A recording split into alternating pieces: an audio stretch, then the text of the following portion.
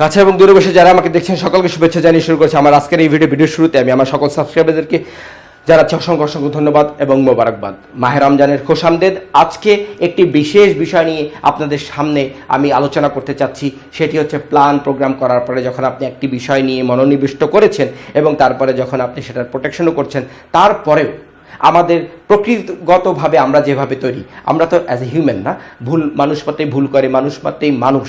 আমাদের মানবীয় যে কমজোরি যেগুলি আছে, দুর্বলতা আছে, তার মধ্যে অন্যতম একটা জিনিস হচ্ছে কাজ ফেলে রাখা, প্রোক্রাস্টিনেট করা।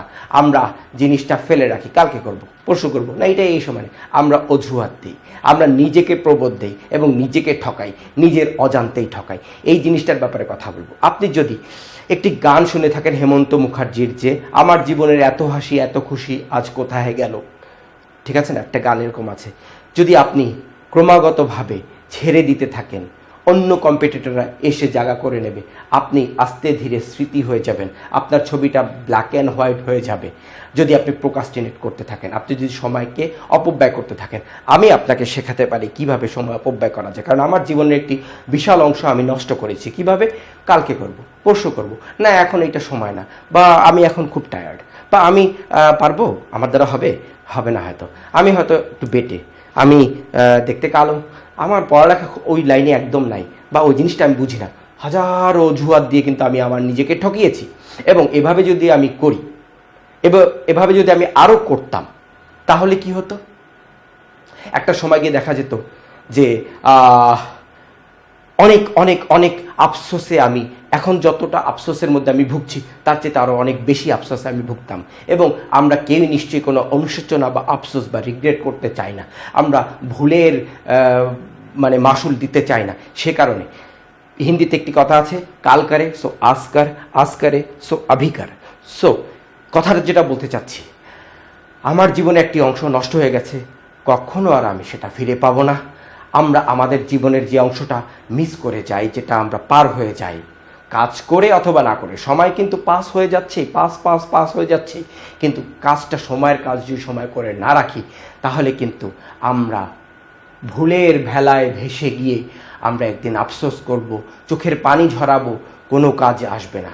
আমি অনেক মুরব্বীদের বলতে শুনেছি যে ছেলেবেলাতে যদি ফাঁকি না দিয়ে স্কুলটা করতাম, ক্লাস করতাম, তাহলে আজকে এত কষ্ট হতো না। কেন? বিকজ উনি বুঝতে পেরেছেন। কখন? অনেক পরে। আজকে আপনি একজন যুবক, একজন এন্টারপ্রেনার, আপনি করছেন আপনার ব্যবসা, এই সময়টাতে আপনি যদি এই জিনিসটা মাথায় রাখেন, আপনি যদি জানেন মানুষ হিসাবে আমাদের যে সীমাবদ্ধতা, আমরা যে এ ধরনের গুলি করি, এটা যেন আপনাকে ফাঁকি দিতে না পারে, সেটার উপরে যদি আপনার কমান্ডিং পাওয়ার হয়, আপনার চিন্তা চেতনা এবং আপনি যেটা চিন্তা করছেন যে আমি কালকে করব, এটার উপরে যদি আপনার কমান্ডিং পাওয়ার থাকে, আপনি যদি সেটাকে এটাকে দমিয়ে রাখতে পারেন, তাহলে কিন্তু আপনি সফল হবেন। এবং দুনিয়াতে দেখা গেছে অসংখ্য অসংখ্য মানুষ এভাবে ভুলের ভেলায় ভেসে জীবনটাকে ধ্বংস করে দিচ্ছে। জীবন বেলার শেষে গিয়ে সে দেখে জীবনের 10 ভাগের 1 ভাগ মাত্র সে জীবন যাপন করেছে, বাকি 9 ভাগ তো সে হেলায় নষ্ট করে দিয়েছে। তো আমি বলতে চাচ্ছি ভাইয়েরা আমার, যারা নতুন উদ্যোক্তা হিসাবে কাজ করছেন, প্ল্যান করছেন, আপনার শক্তি আছে, এনার্জি আছে, অনেক কিছুই আছে, কিন্তু আপনার মনকে আপনার সাথে চিট করতে দেবেন না।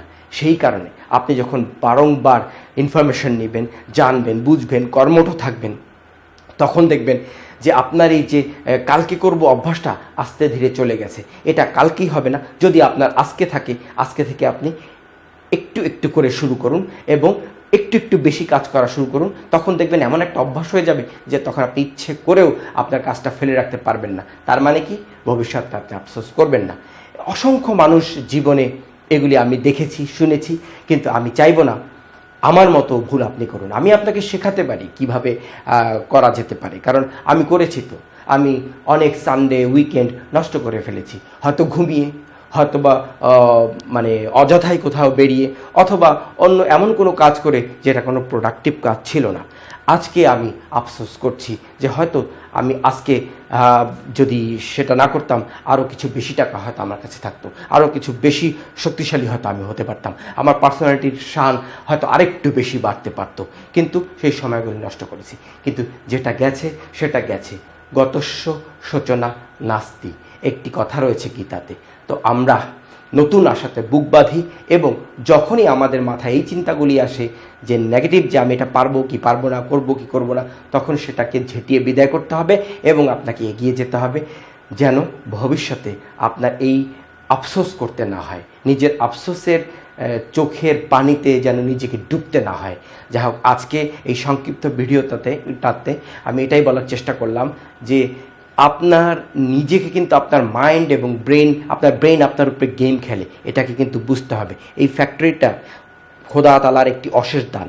এখানে কিন্তু ভালো জিনিসও আসে আর খারাপ জিনিসও আসে, আর আমাদের আকর্ষণটা চিরদিন খারাপ জিনিসটা, সময় নষ্ট করার জিনিসটার দিকে আমাদের চির আকর্ষণ রয়েছে। কিন্তু এক্ষেত্রে হয়তো ধর্মীয় ক্ষেত্রে যদি আমি বলি যে হুজুর পাক সাল্লাল্লাহু আলাইহি ওয়াসাল্লাম বলেছেন যে একজন কারিন বা জিন্নাত আমাদের সাথে পয়দা হয়ে আমাদের সাথে থাকে, সে মানুষকে সবসময় অসওয়াসা দেয়। হতে পারে সেটাও একটি কারণ। এটা আমি একটি ধর্মীয় দৃষ্টিকোণ থেকে বলছি এবং হতে পারে এটা। এবং আমরা অ্যাজ এ মুসলিম আমরা বিশ্বাস করি যে প্রত্যেকের সাথে একজন কারিন রয়েছে, যে যদি যেমন আমাদের হুজুর পাক সাল্লাল্লাহু আলাইহি ওয়াসাল্লাম বলেছেন ওনার সাথেও একজন কারিন ছিলেন এবং উনি ওনাকে মুসলমান বানিয়ে নিয়েছেন, এই জন্য সে তাকে কোনো খারাপ অসওয়াসা দিত না বা দিতে পারতো না। তো যাই হোক, এটা ধর্মীয় দৃষ্টিকোণ যদি আপনি বাদও দিই, তারপরে আমি বলবো আপনি নিজের চেতনায় উদ্বুদ্ধ হয়ে নিজেকে ফাঁকি দেওয়ার চেষ্টা না করলে, প্রোক্রাস্টিনেট না করলে, আপনি দেখবেন আজ থেকে 5 বছর পরে আপনি যেখানে দাঁড়িয়ে থাকবেন, আর যদি প্রোক্রাস্টিনেট আপনি করেন তাহলে আজ থেকে 5 বছর পরে আপনি যেখানে দাঁড়িয়ে থাকবেন সে দুটো জায়গার মধ্যে তফাৎ হবে এখানে এবং একদম মাটিতে। এটাই বাস্তবতা।